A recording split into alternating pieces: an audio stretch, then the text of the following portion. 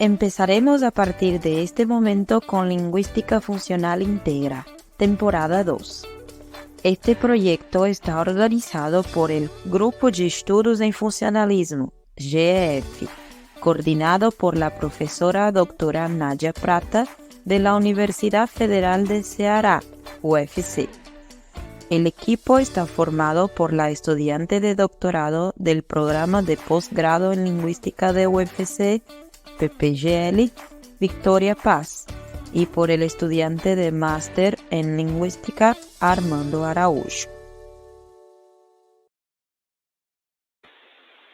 Hola a todos, bienvenidos a Lingüística Funcional Integra, y en el día de hoy vamos a hablar con la profesora María Soledad Padilla Herrada.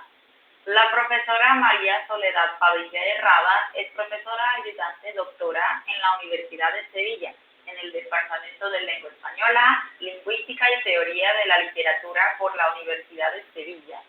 Doctora por la misma universidad con la tesis Intervenciones reactivas y creación de marcadores discursivos, se dedica a los estudios de modalidad y estrategias argumentativas.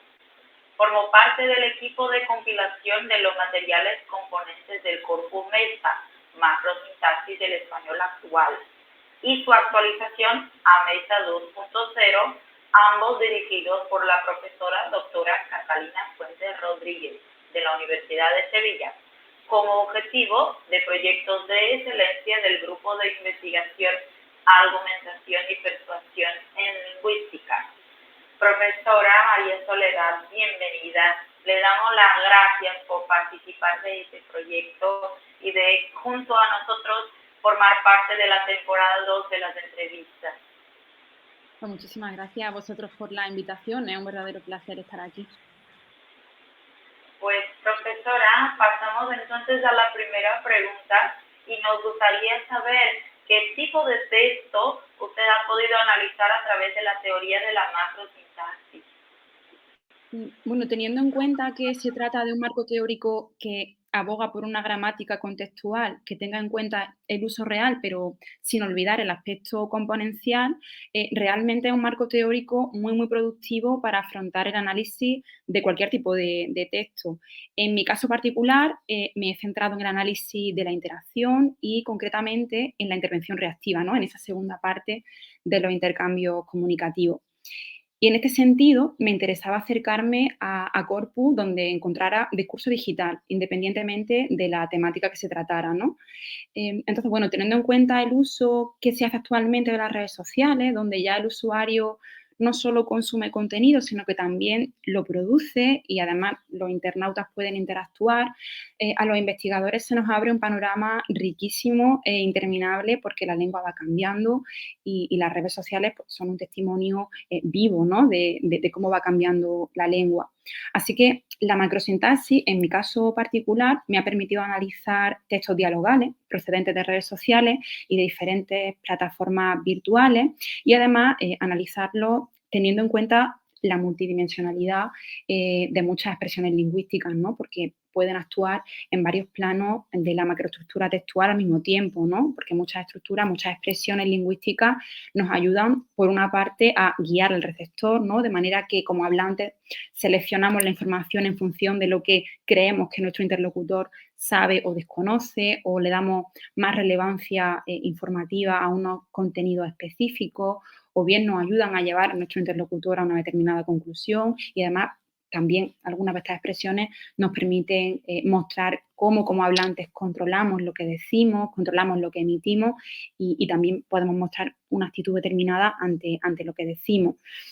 En mi caso, al analizar la intervención reactiva, he podido ver cómo se puede expresar el mismo contenido modal comprometiéndonos más o menos con la verdad de lo dicho, tratando de apelar más o menos al receptor, podemos ser más o menos corteses, de manera que, bueno, los hablantes de alguna forma modulamos nuestro discurso en la interacción para expresar contenidos distintos y muy ricos en matices, ¿no? Lo que sí hay que tener en cuenta es que el empleo de esta metodología de la macrosintaxis responde en cualquier caso a una defensa de la existencia de una sintaxis de unidades superiores a la oración, ¿no? Una sintaxis que van más allá de la oración. Y este enfoque se justifica porque analizamos la interacción real, ¿no? Que tiene lugar en un contexto y un entorno comunicativo específico, ¿no? De manera que llevamos a cabo un acercamiento, un análisis de las distintas expresiones lingüísticas, siempre observando su comportamiento como unidades discursivas realizadas. En mi caso, pues en el discurso digital, en sus distintas formas, pero como digo, la macrosintaxis sirve para afrontar el análisis de cualquier tipo de texto. Muchas gracias, profesora. Y entonces nos gustaría saber cuáles son las ventajas que se obtiene cuando trabajamos con el corpus MESA, que fue desempeñado, claro, por el grupo APL. El corpus MESA lo utilicé como principal herramienta en la elaboración de mi tesis doctoral y también lo he utilizado posteriormente en diferentes trabajos de investigación.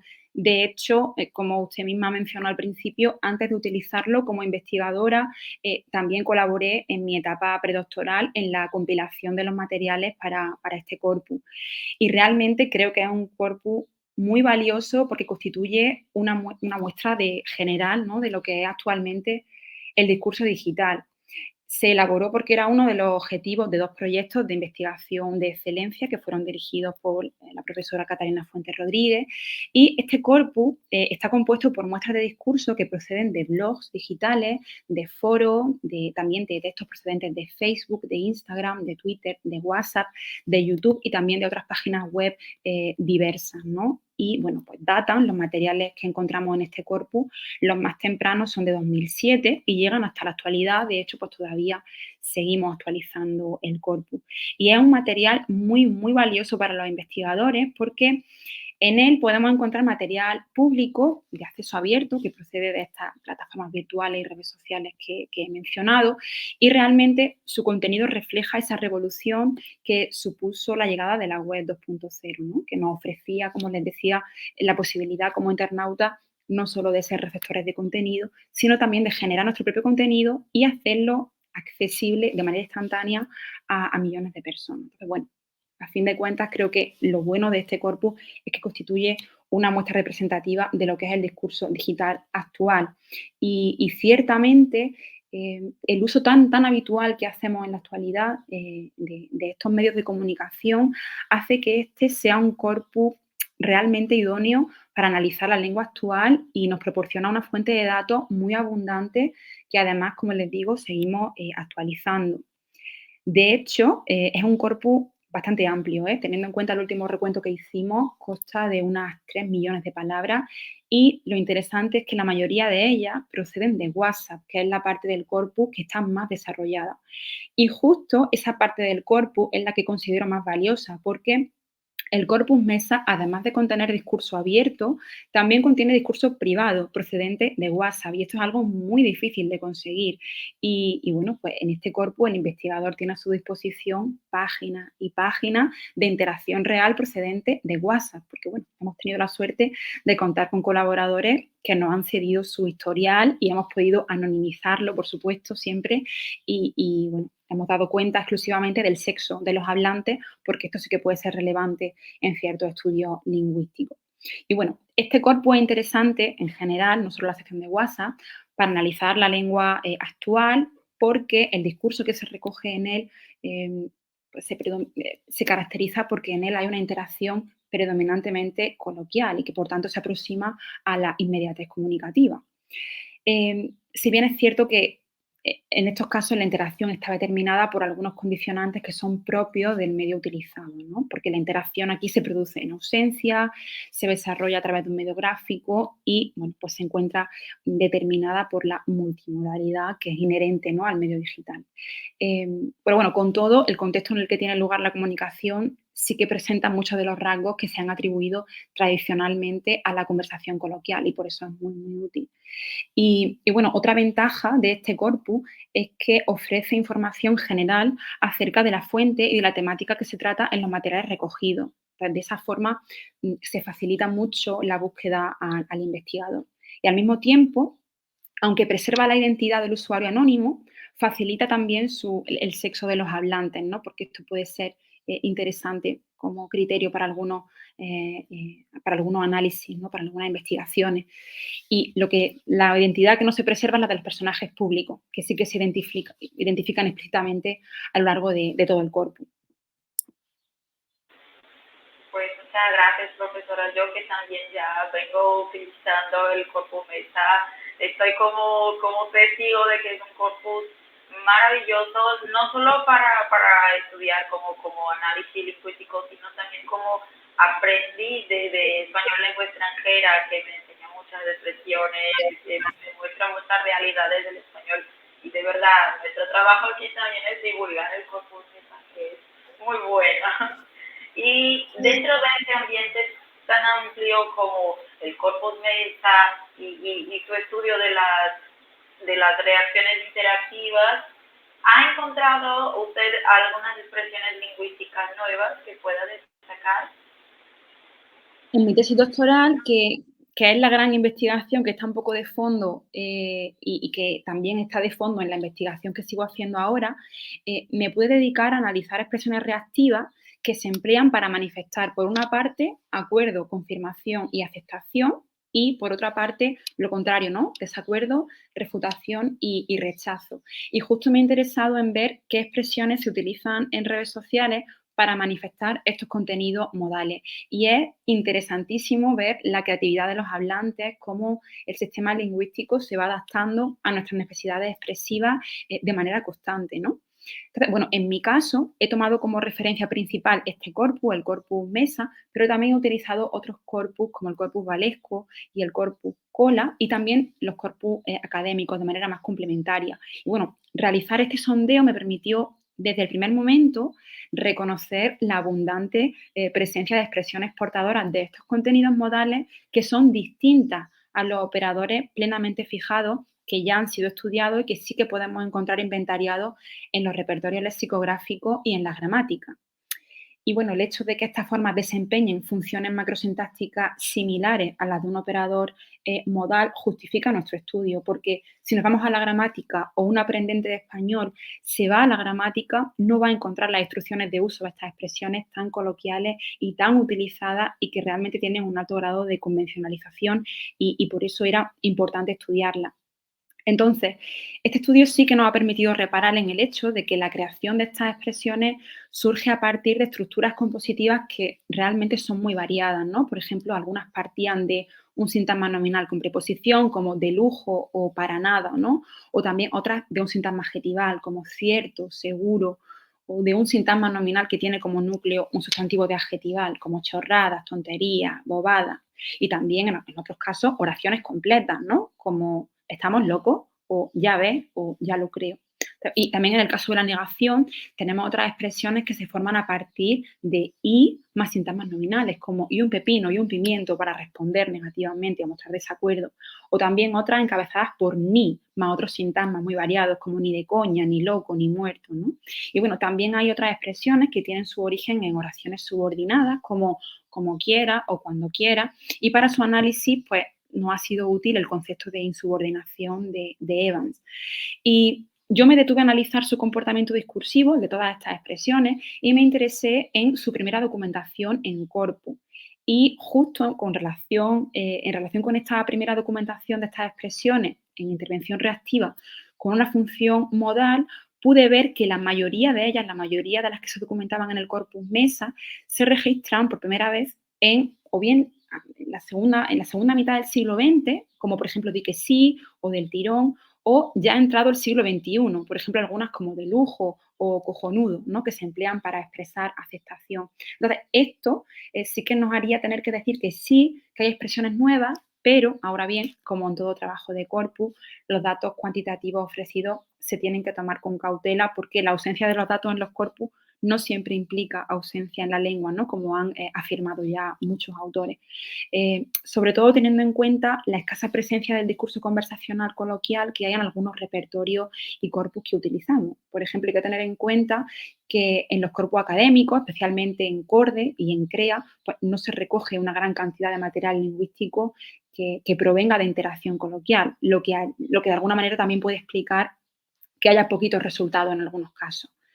Entonces, bueno, este y otros factores hacen que no podamos aportar conclusiones definitivas al respecto, pero bueno, con todo, el trabajo realizado sí que nos permitió comprobar que al menos la mayoría sí se documentan en el siglo XX y en la segunda mitad del siglo XX y en el siglo XXI.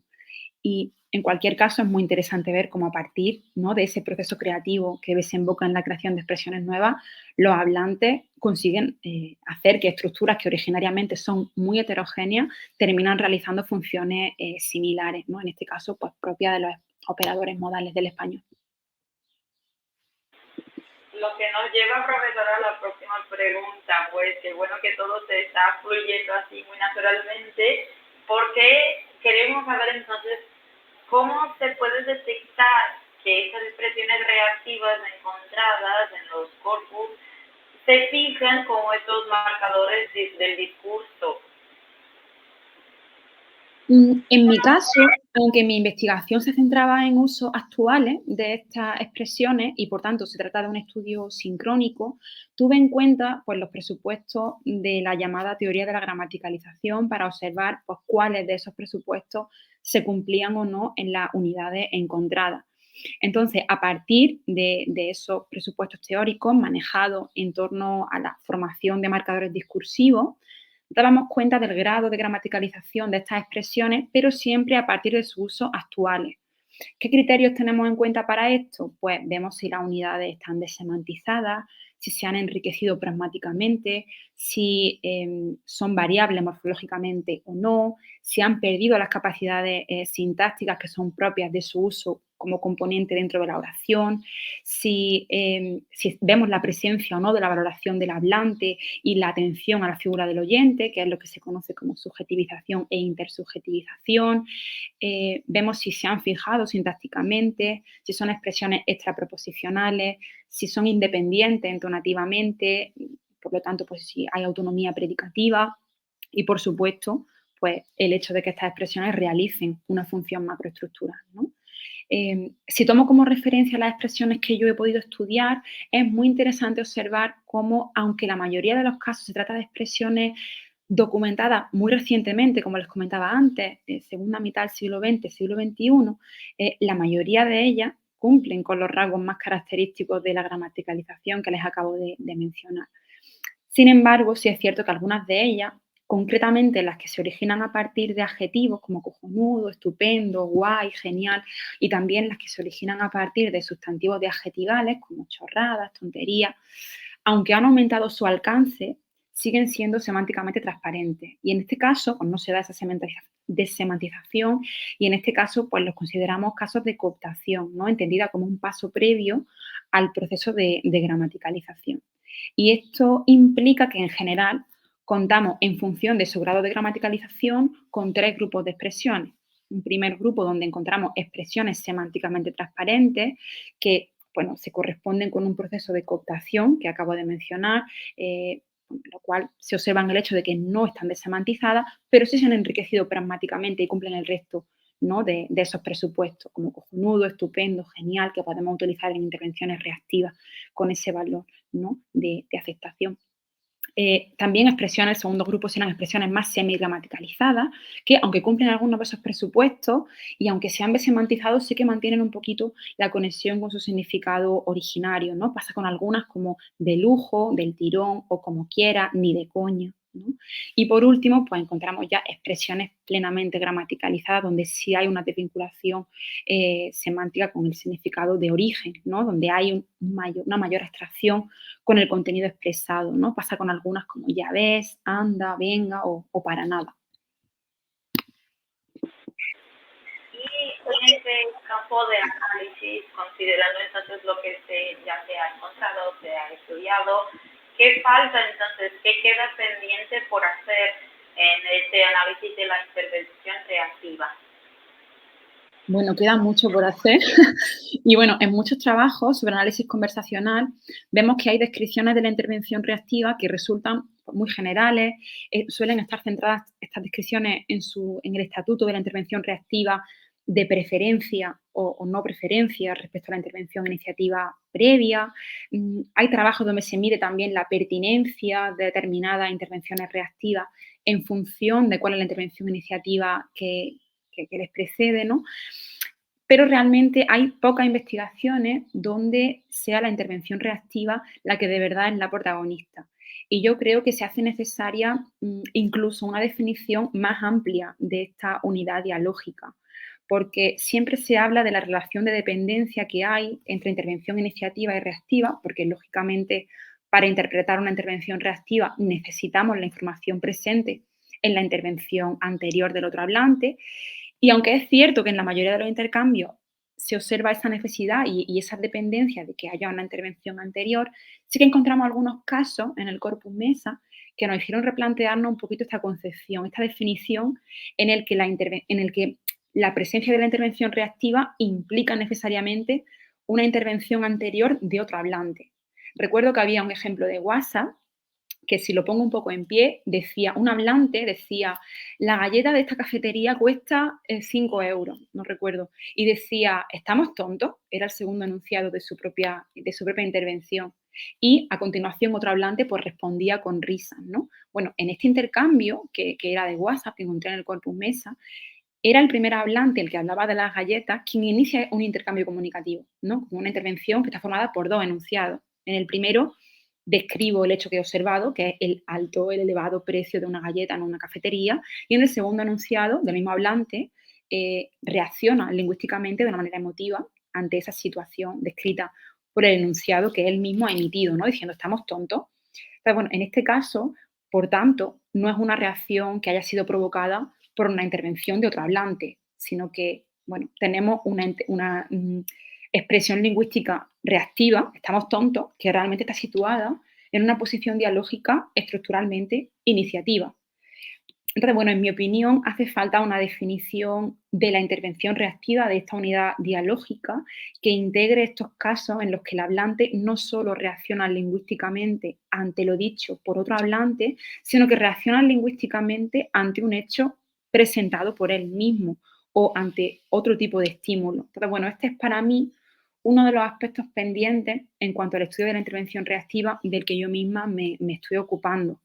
Bueno, aparte de esto, por supuesto, la intervención reactiva es un hueco funcional que da cabida a muchísimas expresiones propias del español coloquial, que es algo que he intentado mostrar en mis últimas investigaciones, y son formas, son expresiones que están ahí esperando que los investigadores las localicemos y las analicemos, y seguirán estando ahí porque además la lengua, como les decía, se regenera constantemente, y estas investigaciones no solo tienen interés para la investigación lingüística, sino que tienen aplicaciones tan directas e importantes como la enseñanza de español a extranjeros.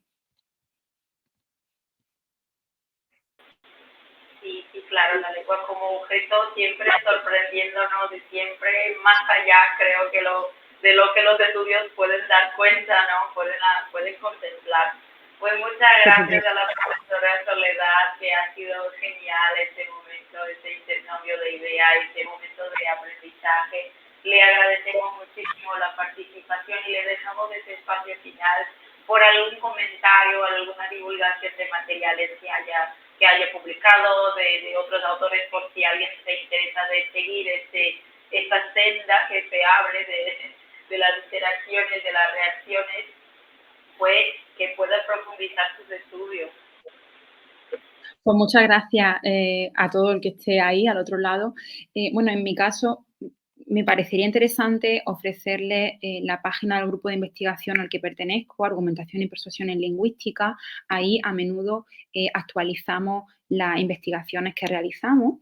Y bueno, sí que quería destacar, porque lo he publicado hace poco, muchas de las cosas que he resumido aquí están de manera extensa y desarrollada en un libro que acabo de publicar, que se llama La negación reactiva en el español actual, una aproximación desde la macrosintaxis. Precisamente, como veis, pues todo lo que he comentado aquí está ligado a este título.